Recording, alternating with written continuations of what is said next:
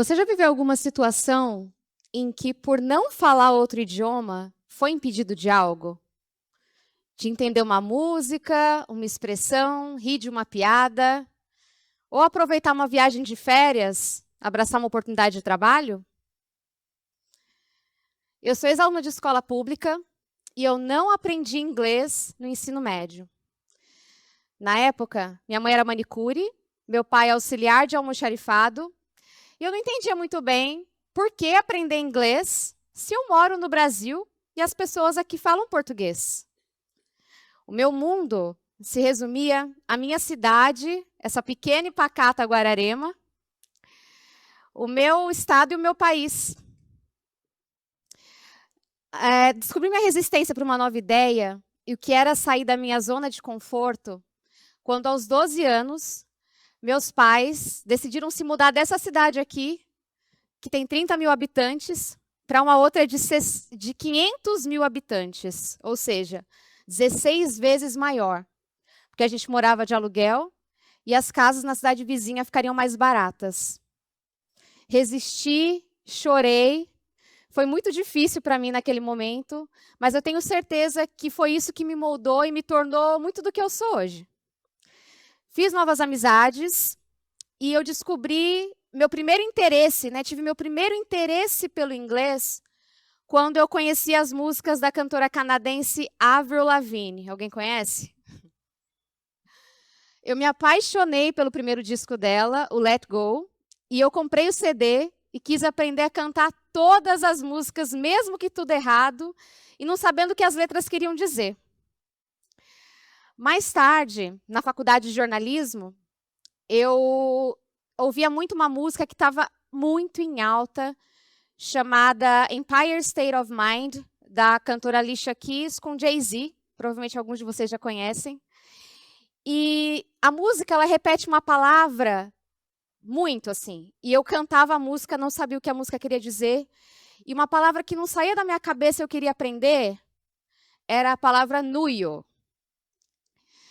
Um dia, à noite na faculdade, cheguei na minha rodinha de amigos e, na minha maior inocência, perguntei para uma amiga minha, para os meus amigos ali, o que era o tal do nuio, que a cantora tanto falava na música.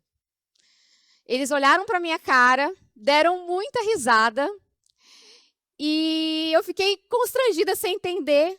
E aí eles me disseram que o nuio era, na verdade, Nova York, New York. Hoje eu dou risada dessa situação porque acho engraçado, mas na época eu ri foi de vergonha por não saber algo tão óbvio. O tempo passou e ainda, na verdade, nessa época, inclusive, um pouquinho depois, eu comecei a trabalhar como secretária num shopping e meu interesse pelo inglês e o mundo foram crescendo cada vez mais, porque eu via meus chefes indo para fora nas férias. Las Vegas, Orlando, França, Europa, de forma geral. E meus olhos brilhavam. Eu falava, gente, eu quero viver essa experiência também. Mas como eu vou fazer isso se eu nunca saí do meu estado e não sei nem o que é nuio?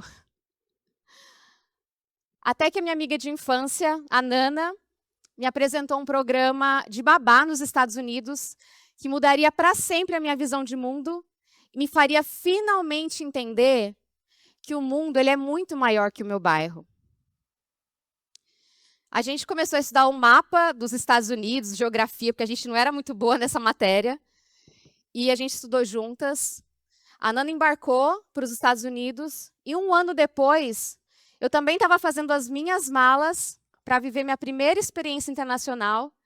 Pisei pela primeira vez no aeroporto de Guarulhos, me despedi da minha família para viver uma experiência que eu não fazia ideia. E, mais uma vez, saí da minha zona de conforto, como aconteceu quando eu saí aqui de Guararema. Eu lembro que, nesse caminho,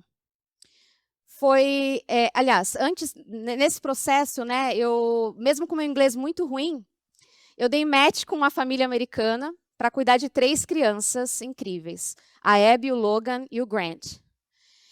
E adivinhe só onde foi minha primeira parada em solo estrangeiro? Nova York. Foi minha primeira parada E eu lembro que quando eu cheguei lá, vi os táxis amarelos, que eu só vi em filme, eu falei, gente, eu estou em outro país. Eu cheguei, eu saí aqui de Guararema, estou nos Estados Unidos, estou em Nova York. E aquilo, para mim, foi incrível. Passei uma semana em treinamento em Nova York, e depois me colocaram no avião rumo ao estado da Virgínia, que era onde minha família morava. E eu não tinha inglês, não tinha o conforto de poder me comunicar na minha língua nativa.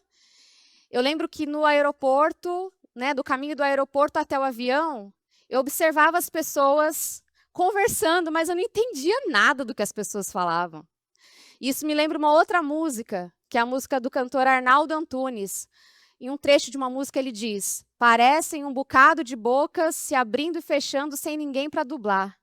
Então, era essa sensação que eu tinha. Eu falei, gente, socorro, não estou entendendo nada. Mas eu fui e estava ansiosa, nervosa para conhecer minha família. Cheguei, desembarquei no aeroporto. E, para minha surpresa, eu encontrei a minha família. Eu achava que ia ser tudo muito diferente, né? Já era, estava sendo muito diferente. Mas eu notei que muita coisa também é similar do lugar onde eu vim. Para minha surpresa, a minha família me recebeu com um abraço muito caloroso, assim como a gente dá aqui no Brasil. E o caminho do aeroporto até a residência, ele era muito arborizado, estava um dia muito bonito. E essa rodovia lembrava muito as rodovias que ligam São Paulo a Minas Gerais.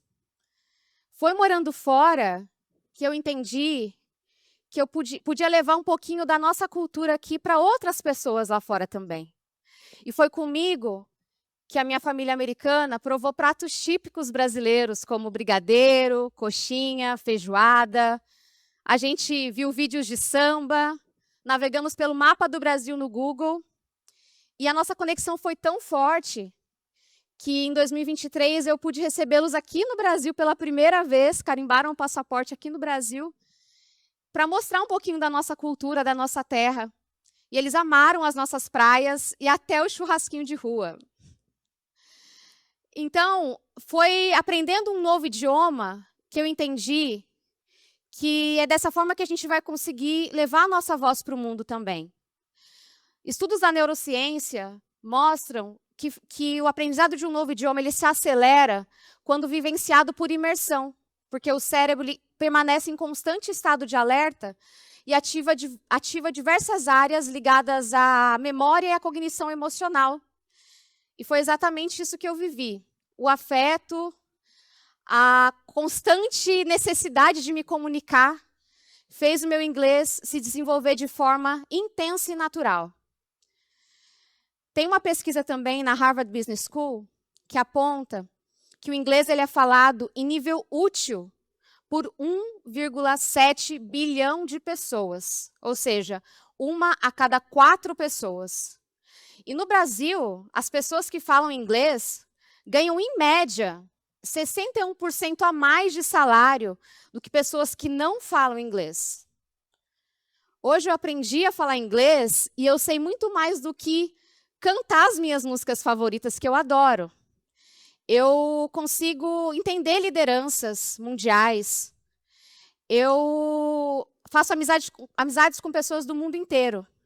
E eu ainda aproximei o mundo da causa social que eu criei, chamada Sou Bilíngue, ONG que, em parceria com a iniciativa pública e privada, democratiza inglês e intercâmbio para pessoas de baixa renda aqui no Brasil. Saber se comunicar na língua universal é entender que o mundo ele é gigante e que as pessoas precisam conhecer mais aqui do nosso território também. É só assim que a gente vai conseguir aproximar essas pessoas também na nossa cultura.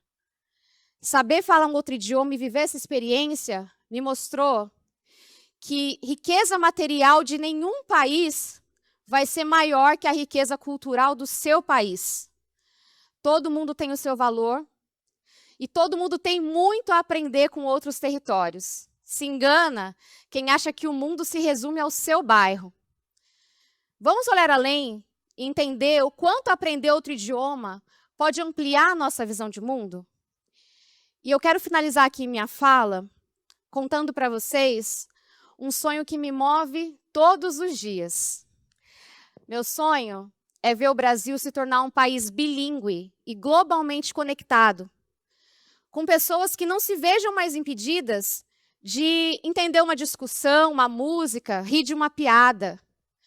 Quero que as pessoas tenham a chance de poder ocupar todos os lugares do mundo e levar consigo a sua voz, a sua identidade, mas principalmente o orgulho de suas raízes. Muito obrigada.